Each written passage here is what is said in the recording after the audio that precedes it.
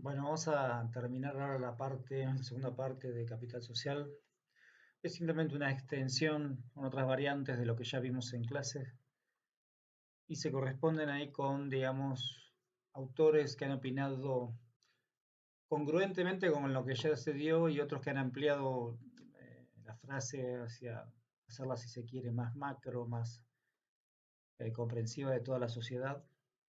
Así que vamos a repasar ahí un poco simplemente qué añadieron estos autores, que en parte yo los mencioné en clase, pero bueno, ahora por ahí nos detenemos un poco más a entender o a intentar entender qué quisieron decir cada uno de estos autores.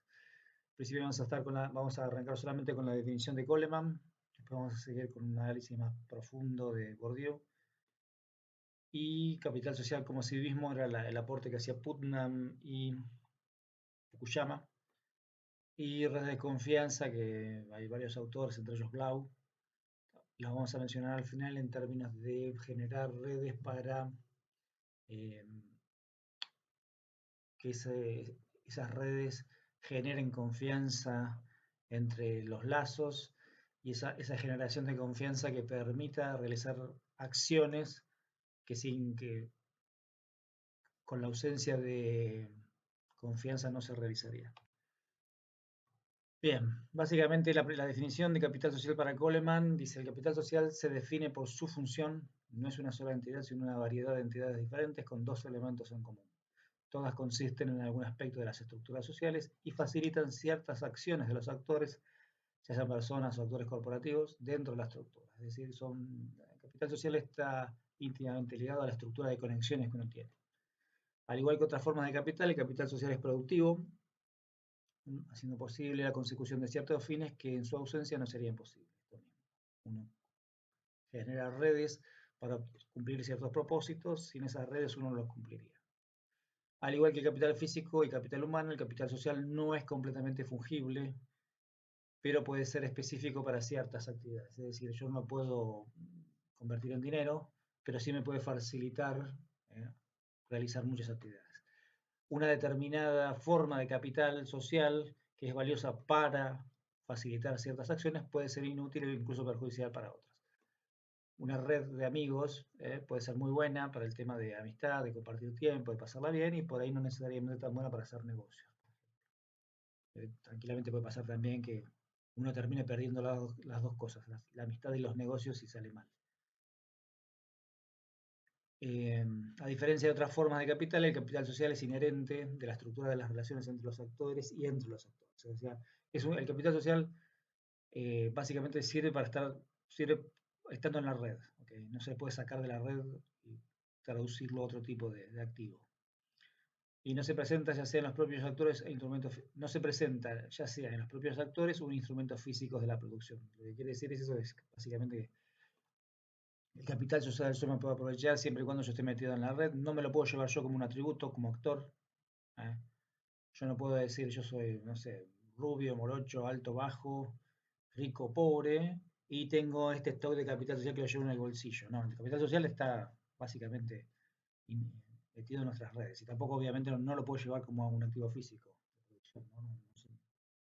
Está presente únicamente en las redes.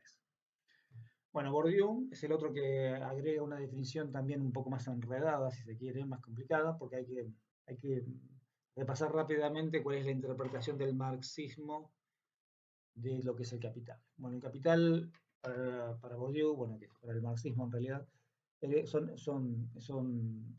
heredado del pasado y creado continuamente, es decir, alguien trabajó eh, en realizar alguna actividad, generó un producto físico y ese producto físico incorporó todo el trabajo. Esa es la teoría del valor trabajo, que no es de Marx, viene ya de la época de Ricardo. ¿eh? Y en una forma es de una época del siglo XVIII, XIX, en la cual una pregunta que había recurrentemente era, bueno, ¿qué le da valor a las cosas? Bueno, una de las teorías dice que es el trabajo sintetizado en una forma material. Por eso dice ahí el trabajo acumulado en forma... Ajá, por Dios, perdón. El trabajo acumulado en forma materializada, encarnado, es incorporado, inmanente, ¿eh? Que cuando se asigna a una forma privada, es decir, exclusiva, agentes o grupos de agentes, les permite apropiarse de energía social adecuada en la forma de trabajo materializado vivo. Está diciendo ahí, está diciendo, bueno, que el trabajo es eso, el trabajo es el producto del trabajo humano, perdón, el capital es el producto del trabajo humano. eh, Cuando uno trabaja y deja su esfuerzo en una herramienta de capital, uno traslada esa energía social que él dice ahí al ítem, a la cuestión física, y cuando alguien se apropia de eso, se lleva este, ese trabajo que uno añadió, que fue uno y varios otros trabajadores. De hecho, si el producto todavía pasó por varias manos en la fase de producción, todos los que estuvieron inmersos en su producción participan en eso. Y quien se lleva esa unidad de capital se lleva ese pedacito de ese esfuerzo colectivo, ¿no? Ese esfuerzo de trabajo colectivo. Es muy metafísico el tema este. Imagínense qué linda historia sería contabilizar eso, ¿no? Que ese fue siempre el problema que tuvieron los regímenes comunistas, ¿no? Como uno, esto lo lleva a una etapa contable, ¿no? A una medición concreta del valor en términos de producción, de costos de producción, en principio. En los campos, cuando se refiere a los campos, se refiere al campo de acción, digamos, de los actores. Las posiciones de los actores, individuales o institucionales, se definen por la distribución del capital y las normas que rigen a este. Es decir, en la sociedad el capital se distribuye desigualmente y están obviamente los capitalistas, la burguesía, y por el otro lado están los proletariados que no tienen nada, tienen de capital, tienen 4 yapas y un terreno donde viven ahí. Entonces esa distribución genera clases sociales, y esas clases sociales tienen sus propias instituciones, sus propias normas dentro de ello. Básicamente en las clases altas lo que se va a focalizar Bourdieu es que hay toda una serie de barreras, una serie de muralla, que es muy difícil entrar a esa clase social y en cierto modo también es muy difícil salir de esa clase social. Entonces él plantea que existen distintos tipos de capital. El capital económico es este que mencionamos, ¿no? El que se definió recién, que va más allá porque abarca no solamente todos los edificios, dinero que uno tenga, sino también toda la parte financiera, ¿no? Si yo tengo acciones, bonos, joyas, oro, todo eso es parte del capital económico. Y después una serie de capitales que en realidad terminan saliendo del económico, que es el capital cultural, dice encarnado, está en personas, está transformado en personas, objetivado, por ejemplo en el arte está convertido en un objeto, institucionalizado, por ejemplo en títulos universitarios. El capital cultural, digamos, es la expresión en términos de elementos de la cultura que derivan del capital económico. El capital cultural no va a estar, rara vez va a estar en contradicción con el capital económico, y la idea del capital cultural es que va a generar un espacio de aprobación, de legitimación del capital económico. Okay, tenemos ahí eh, personas, artistas, arte que se genera, títulos universitarios, títulos que dicen que yo pertenezco a, tengo tal nivel de conocimiento. ¿eh? Eso es todo un capital cultural que deriva del capital económico. Capital social dice recursos duraderos basados en redes de intercambio de personas. Ahora después vamos a profundizar un poco más eso. También se deriva del capital económico. Y capital simbólico dice la manifestación de cada una de las otras formas de capital cuando se naturalizan en sus propios términos. Una forma difícil de decir que básicamente el capital simbólico es la forma en la cual, una vez que generadas las clases sociales, estas generan un montón de conductas tales que intentan separar a las clases sociales. Por ejemplo, un capital simbólico es no hablarle, por ejemplo, a alguien de clase baja porque no está al nivel de uno, generar toda una serie de discursos disruptivos entre la unión de las clases, ¿no? Entre no distinguir que existe una clase superior versus una clase inferior. ¿eh? Esto que suena ahí, que puede sonar realista, también es muy asemejable a un concepto de casta. Si uno, en cierta parte, consigue la definición de casta, va a tener que esto mismo cumple el rol de una casta. Por eso uno nunca sabe, nunca termina sabiendo si Marx hablaba de castas o de clases, pero bueno. La idea es que Bourdieu sostiene, bueno, y dice que los diferentes tipos de capital se pueden derivar del capital económico, esto mismo que les decía antes. Todos esos otros, el capital económico acá es el Sol, y todos los planetas que quedan alrededor de ese Sol pasan a ser, digamos, el capital cultural, simbólico y social. Estas transformaciones, dice, no son automáticas, sino que requieren esfuerzo y los beneficios que a menudo muestran o a menudo se muestran solo en el largo plazo. Las ganancias en un área son necesariamente pagados por el costo en la otra. Por ejemplo, el capital cultural de los padres ricos compra capital social y cultural en las escuelas privadas. La idea es esa, la idea es que del capital económico surgen estos otros capitales que vendrán a ser como otros tentáculos, digamos, del mismo capital económico, nada más que se derivan en ciertas elecciones, por ejemplo, de los padres ricos que hacen para hacer que sus hijos tengan un capital social adecuado o cultural adecuado eh, a la clase a la cual pertenece. Lo hacen vía, por ejemplo, escuelas privadas. Dice, las otras tres formas de capital no son totalmente reducibles a capital económico, tienen su propia especificidad, pero el capital económico está en su raíz. Es decir, el capital cultural son no necesariamente lo convierto en dinero, pero sí lo puedo convertir en prestigio, sí lo puedo convertir en influencia. Y lo mismo pasa con las redes sociales. No necesariamente se convierten en dinero, pero sí se convierten en pertenencia, sí se convierten en una norma, en una institución, que hace que uno pueda permanecer y ser aceptado. Eh, sobre el capital social dice Bourdieu, el capital social es la suma de los recursos reales o virtuales, eso es interesante la parte virtual, que se acumulan a un individuo o a un grupo en virtud de poseer una red duradera de relaciones más o menos institucionalizadas de conocimiento y reconocimiento mutuo. Por ahí dice, por ejemplo, abajo dice notar la palabra durable, que aparece ahí en una red duradera, y el énfasis dice en lo inmanente del capital social, en los potenciales, su potencial beneficio y capacidades, así como los beneficios actuales visibles y realizados. En ese sentido, la definición de capital social es muy propia acá de Bourdieu y tiene que ver con esto de que uno tiene una cierta red que lo protege a uno como miembro de esa clase o de ese clan. Yo siempre me quedan patinando las ruedas ahí. A ver, al definir una cosa se parece mucho a la otra, ¿no? Bueno, es una opinión personal esa, no tiene nada que ver con lo que dice Bourdieu. El capital social, dice, ofrece a cada uno de los miembros del grupo el respaldo del capital de propiedad colectiva, una credencial que les da derecho a crédito. ¿Qué quiere decir eso? Que bueno, ese es el sentido de pertenencia, un poco lo mencioné también con el tema este de las cofradías en las universidades norteamericanas. Un sentido de pertenencia a una institución es esa, la cofradía, y la cofradía lo que dice vos sos miembro de este grupo, te vamos a dar un crédito por pertenecer a este grupo, y un crédito que quiere decir, el día de mañana cuando necesites te vamos a dar una oportunidad de algo, que demuestres algo, que nos hagas un favor, o nosotros hacemos un favor a vos, te hacemos palanca para que llegues a tal lugar. Es un cheque en blanco a futuro por haber pertenecido al grupo. Dice, los grupos sociales se mantienen unidos por el interés egoísta mutuo. Dice, los beneficios que se derivan de pertenencia a un grupo son la base de la solidaridad que lo hace posible. La idea es de pertenecer al grupo y esa solidaridad que está dando vuelta en pertenecer al grupo, básicamente siempre en el fondo es para mantener el capital económico que hay detrás. Siempre detrás de todo uno empieza a escarbar y va a terminar siempre con el capital económico.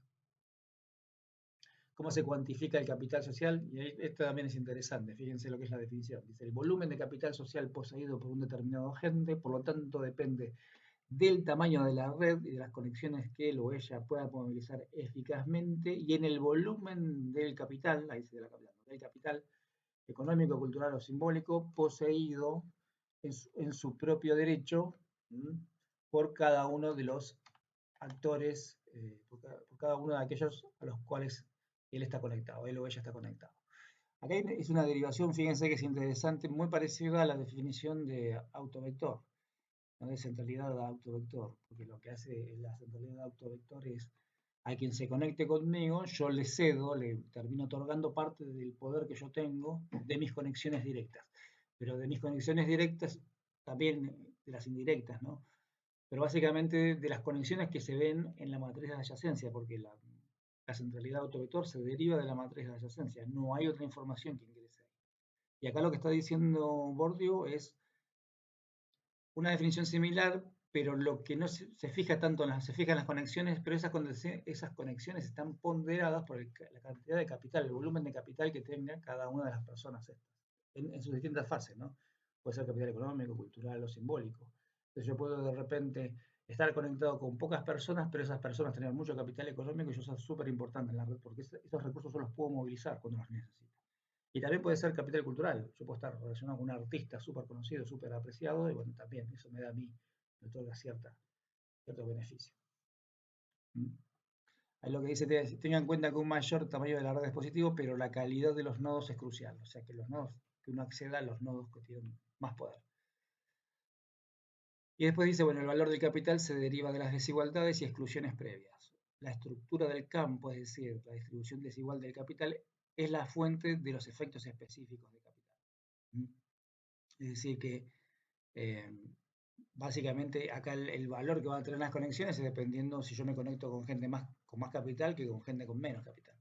El capital social de Bourdieu está constituido por el poder social y depende de la normalidad de las prácticas, de la desigualdad social y la autocontención de la red. La autocontención de la red es el hecho de que la red se cierre, la clase alta, entre comillas, se cierre y no deje entrar más a nadie y entre ellas existe la solidaridad, ¿no? Es esta diferencia de clases que según Marx nunca se acaba. Sin embargo, debe ser continuamente creado y reproducido. Dice, la existencia de una red de conexiones no es un hecho natural e incluso un hecho corriente. Es un producto de un esfuerzo sin fin a nivel de institución. Es decir, que todas se generan dentro de la misma clase alta, toda una serie de instituciones tales que permiten la reproducción y el mantenimiento de esa red, que son todas estas instituciones culturales, capital sociales, tal que los miembros son nuevamente generados a través de la reproducción, es decir, los hijos, los nietos, y institucionalmente son mantenidos dentro de esa clase, por la educación y por todo un montón de instituciones. Para los que tienen les será dado, dice, esa es una frase de la Biblia que viene de Mateo, dice, se llama el efecto Mateo. Dice, el capital social resultante de una relación es mucho mayor en la medida en que las personas que son el objeto de la misma están ricamente dotadas con un capital, que son buscados por su capital social. Lo que está diciendo acá es que la gente que tenga más capital propio, capital económico, va a ser, por esta misma definición, van a ser los más buscados de conectarse. Dice, la rentabilidad de este esfuerzo se eleva en proporción al tamaño del capital. La idea es que a medida que gente, o sea, haya más desigualdad en la distribución del capital, va a generar gente con más riqueza y más gente se va a querer asociar a esta gente con más riqueza. Esta frase que está acá es llamada a veces en la literatura como el efecto Matthew o el efecto Mateo, porque es una frase de la Biblia que dice que a los que tienen más se les dará y a los que tienen menos se les dará. Y es esta cuestión de que las distribuciones de los recursos en general en casi todos los países tienden a favorecer eso, a que los ricos sean más ricos y a que los pobres sean más pobres. Una segunda versión de eso es una inversión en sociabilidad es necesariamente a largo plazo. ¿Qué quiere decir esto? Que bueno, que uno lo que hace es crear relaciones y esas relaciones en algún momento, no inmediatamente, pueden llegar a generar un retorno. Okay. El tema acá no es una inversión financiera que rinde enseguida, sino que es una inversión que no tiene que pasar por un montón de pruebas para llegar a eso.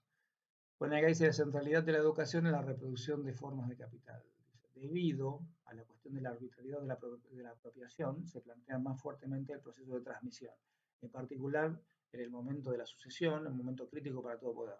Todas las estrategias de reproducción son al mismo tiempo una estrategia de legitimación destinada a consagrar ambas apropiaciones. Ambas, apropiación exclusiva y su reproducción, la apropiación exclusiva y su reproducción. La idea es que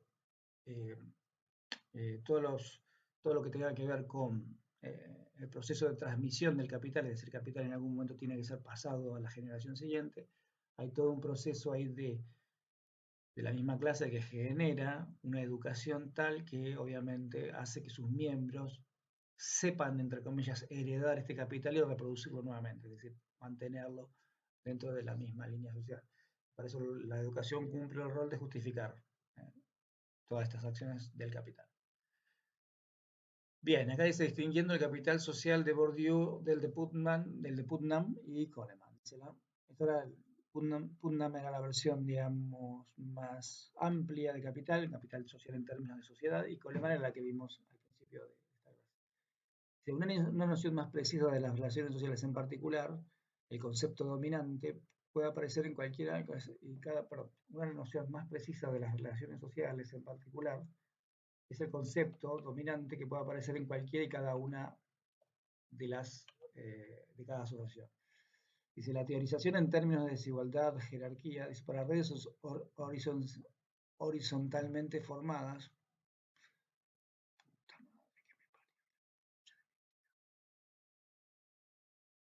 lo que nos queda agregar ahora es la visión de capital social como civismo. Esta ya la habíamos mencionado en clase, la agrega Robert Putnam en un libro que fue famoso en la década del 90, que se inició en realidad, no, en el 2000. Se inició con un artículo que sí fue muy famoso, que fue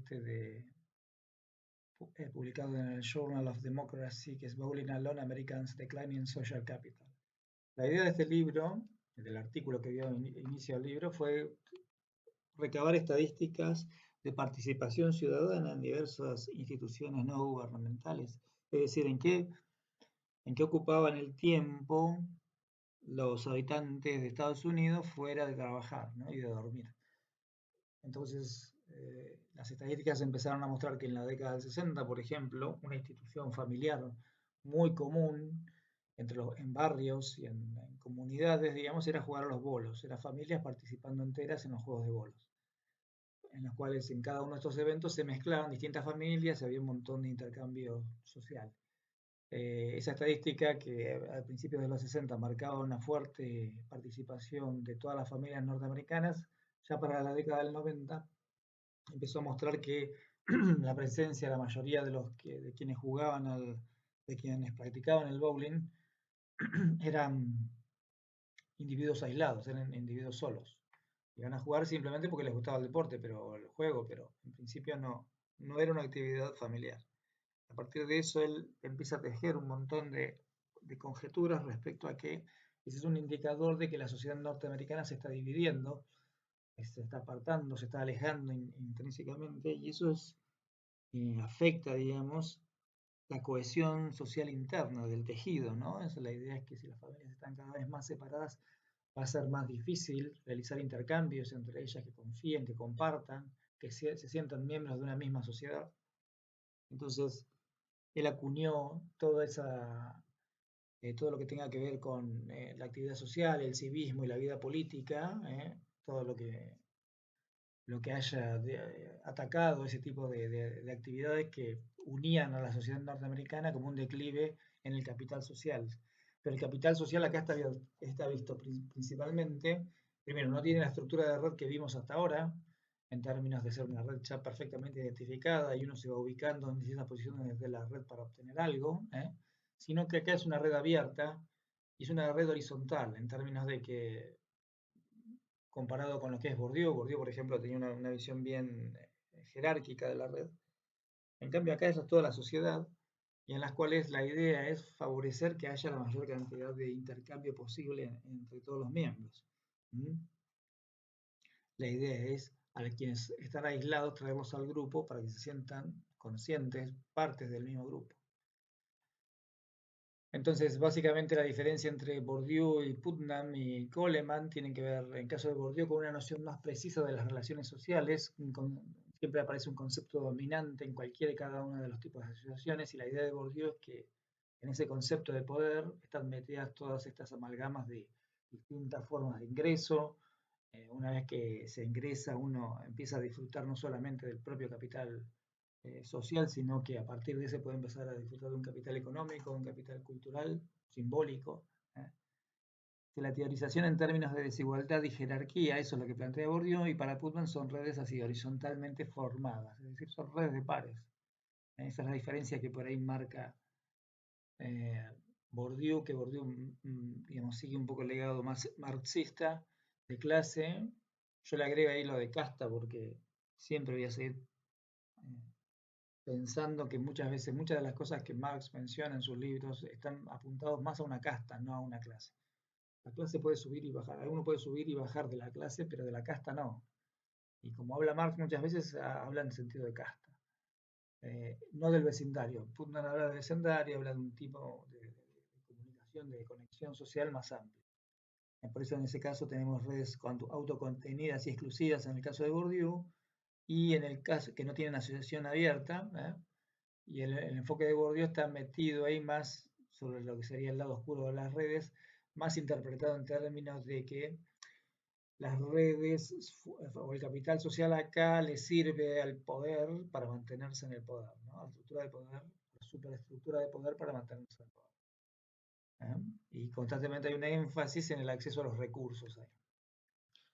Bueno, finalmente lo que tenemos ahí también es que, bueno, es interesante en términos de Bourdieu lo mismo planteo que tiene Nanlin en términos de que el capital social son beneficios potenciales, no solo los beneficios realizados, y tienden a, y bueno, ahí se tiende a confundir si efectivamente esos se obtienen bien por la pertenencia al grupo, por el intercambio dentro del grupo o simplemente por los beneficios de la membresía, simplemente por pertenecer, ¿no? También el énfasis que plantea Bourdieu es una inversión a largo plazo en redes duraderas con fuerte asociabilidad. Es decir, yo invierto y en algún momento espero del futuro obtener algo a cambio. Hay un fuerte énfasis en los grupos mismos y menos en el capital social como un atributo individual. Es decir, ahí yo pertenezco a un grupo, ese grupo es el dueño del capital social, todos lo disfrutamos. A mí por ahí en algún momento, cuando yo lo necesite, lo voy a usar, pero mientras tanto yo lo alimento perteneciendo al grupo y acercando los recursos al grupo. Pero es el grupo más o menos el centro de la escena, más que un individuo que se quiera aprovechar de esos recursos. Y finalmente, bueno, todas las normas que para Bourdieu no están alejadas ni del poder ni las prácticas del poder. Es decir, son simplemente las redes sociales de acá una institución adicional para garantizar la pertenencia o la posesión del capital económico, que es el centro de toda la gravitación social, según la interpretación de Bourdieu.